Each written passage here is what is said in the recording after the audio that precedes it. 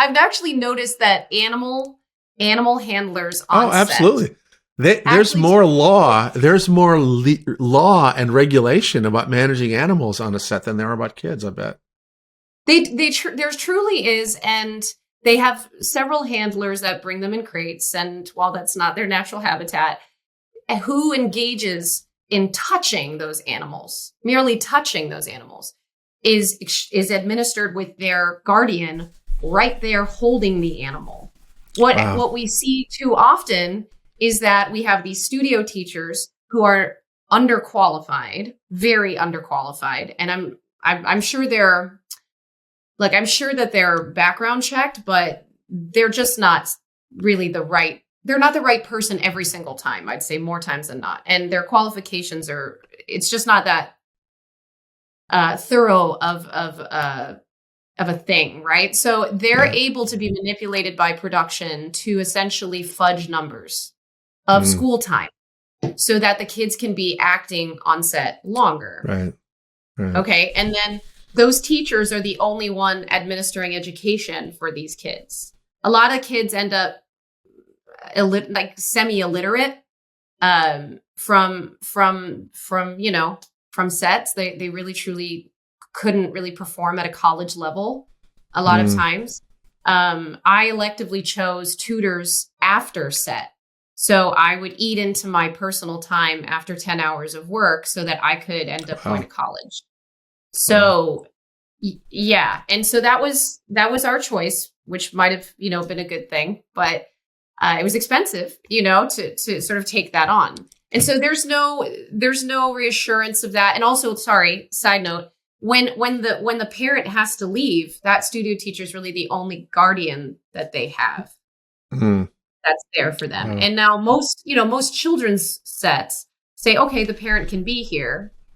But if we're talking every single day and that parent has other children, or that parent, has to go make a living, that parent's not going to be able to be on set every single day. So then they're in an environment where many times other people are not background checked.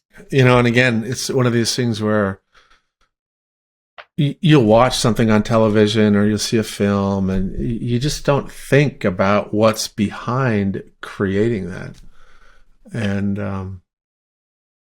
wow. So as you got older, and sort of what helped you? I mean, when you found yourself sort of thinking about all this stuff, and what would you have, I guess the better question would be like, what would have been a better circumstance in the studio or on the set that would have led to a better outcome for you? I think that advocacy, like someone who was truly there for the child and not there to play ball with the production, those were actually the best parents that I ever saw. The ones that were trouble parents, the ones that were labeled almost like don't work with that kid, even though they're great, their parents unbelievable. A lot of times they'd call them oh, she's a nightmare. And it's like, is she a nightmare if she just wants the best for her child? Right.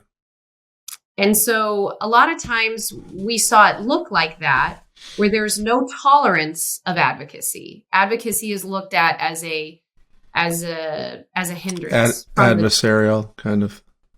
Yeah. Yep. Interesting. And then it's shared by the whole tribe, essentially. It's in that mentality of that parent being bad. Then they don't even feel like they want to come on set to protect their child.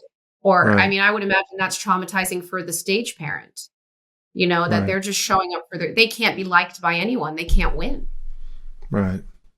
And then the child feels pressure from their quote unquote family to tell, and I've seen this in time and time again when I talk to people on my podcast, they'll tell their parent, back off. You're ruining my shot. Like you're ruining this for me. And so, I mean, even in the best case, advocacy is not tolerated. And so it would take some very, brave people to. Yeah. It sounds to me like they're really at multiple levels, there needs to be a change in perspective. recently I realized I think the creators of the show set the tone. I think that it comes from the top down, Right. not necessarily from the network side, because I think networks are sort of a totally different thing. That when we try to look at accountability here, there's only so many people that you could actually try to pull the thread and get to. And the network has so many people coming and going. Right. Even on a presidential side, it's very hard for you to be like, oh, it's their fault, right? It's Nickelodeon's fault or whoever's fault. And so for me, it's just not simply useful for us to say, it's exclusively the network's fault, right? So the creator or the showrunner is the person who's created the show, and then it trickles down with how the money is spent from them. Right. And also it trickles down with how the tone of the show is on camera and off camera. And so are there examples of shows or plays that where there was a really good sensitivity to the needs of these child actors, and in ways that were supportive and positive, that can be used as examples? One of our associates is attempting to do just that with intimacy coordination, and they're using, case studies with children on sets that have violent scenes and that they're a part of it. For somebody who's grown up knowing everything, I find it really hard to see kids in horror movies. Knowing that there's no infrastructure. Allison Stoner and I are two actresses that have just chatted about this, frequently. And she's part of my coalition now. And, we had a call from someone on a non-union set. That's a bigger problem. The non-union sets that are allowed to have children in their care, essentially, are doing things at an unprofessional level. And the other thing, too, is that people around them are bearing witness to certain things being done to them. And so everyone that's on the set is sort of implicated to some degree. And then on top of that, when that child, I remember listening to what you had to say about when the victims of child pornography had to watch their, had known or were notified that their tape was regenerated, or that they, you know what I mean? That trauma gets rehashed for them. Yeah. And I remember thinking of that. It just makes me realize how there must be so many things where, I hadn't really thought about this that much until you guys reached out to us. And I mean, I've known a few people in film and actors and actresses, and talked with them and about challenges. And, but the situation of child actors is such a unique situation of vulnerability that, makes it, really complex. Yeah, I think if I were to break it down, honestly, I'd say it was pre-production, production, post-production.